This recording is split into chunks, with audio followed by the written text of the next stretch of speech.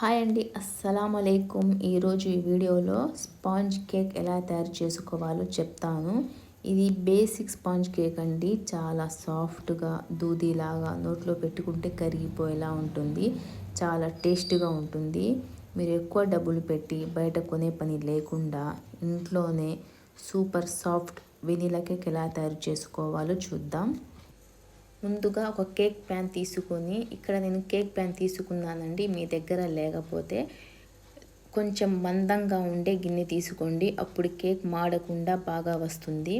తరువాత కేక్ ప్యాన్లో 2 table spoon నెయ్యి కానీ నూనె కానీ వేసి బాగా అప్లై చేసుకోవాలి. తరువాత దాంట్లోనే 2 టేబుల్ స్పూన్ మైదా పిండి వేసి మొత్తం గిన్నె మొత్తం స్ప్రెడ్ అయ్యేటట్టు డస్టింగ్ చేసుకొని పక్కన పెట్టుకుందాం.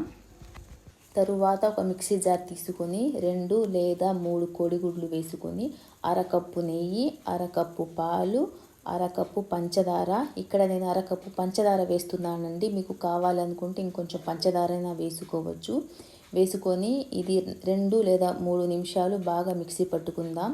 తరువాత మేము కలుపుకోవడానికి వీలుగా ఉండే ఒక పెద్ద సైజు గిన్నె తీసుకొని మేము మిక్సీ పట్టుకున్న బ్యాటర్ని వేసుకుందాం.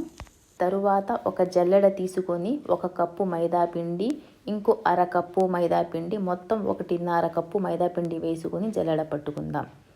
తరువాత దాంట్లోనే 2 టేబుల్ స్పూన్ శనగపిండి, 1 టేబుల్ స్పూన్ బేకింగ్ పౌడర్, కొంచెం బేకింగ్ సోడా వేసి 2 టేబుల్ స్పూన్లు మిల్క్ పౌడర్ వేసి అవి కూడా జల్లెడ పట్టుకుందాం.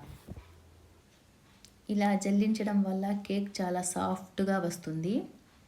తరువాత ఈ పిండి బాగా మిక్స్ అయ్యేటట్లు విస్కర్తో కానీ, మీ దగ్గర బ్లెండర్ ఉంటే బ్లెండర్తో కానీ పిండి బాగా కలుపుకోవాలి. తరువాత దాంట్లో నుండి 2-3 చుక్కలు వెనిలా ఎసెన్స్, కొంచెం మంచి కలర్ కోసం కొంచెం కలర్ వేసి అది కూడా బాగా కలుపుకుందాం.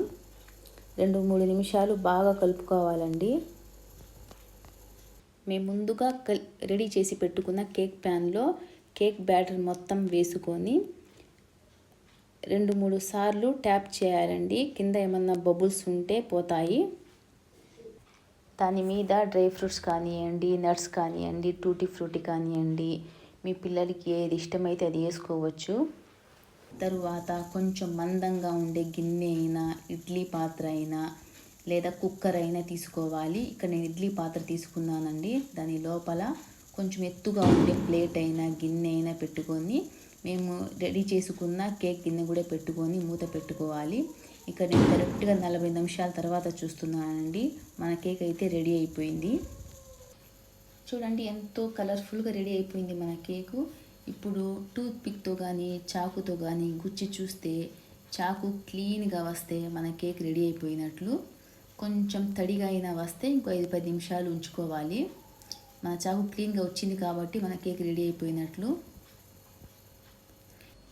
ఇప్పుడు కేక్ చల్లారిన తరువాత ఒక కత్తి తీసుకుని అంచులని సపరేట్ చేసుకుందాం. ఇలా చేస్తే ఏంటంటే కేక్ అనేది ఈజీగా వస్తుంది. ఇప్పుడు కేక్ బౌల్ని ప్లేట్ మీద రివర్స్గా ట్యాప్ చేసుకుందాం. చక్కగా ఊడొస్తుంది. చూడండి మన కేక్ కలర్ఫుల్గా స్పాంజీ లాగా ఎంత బాగా వచ్చిందో. ఇలాగే మనం ఇంట్లోనే చాలా టేస్టీగా, చాలా స్పాంజీగా, చాలా ఈజీ ప్రాసెస్ కూడా మనం ఇంట్లోనే ఇలా తయారు చేసుకోవచ్చు. మీ బర్త్డేలకైనా, పెళ్లి రోజుకైనా, జనవరి 1 ఎప్పుడైనా ఇలాగే తయారు చేసుకోవచ్చండి. చాలా సింపుల్ ప్రాసెస్ కూడా. ఈ వీడియో మీకు నచ్చినట్లయితే ఒక చిన్న లైక్ చేయండి. నెక్స్ట్ వీడియోలో మళ్ళీ కలుద్దాం.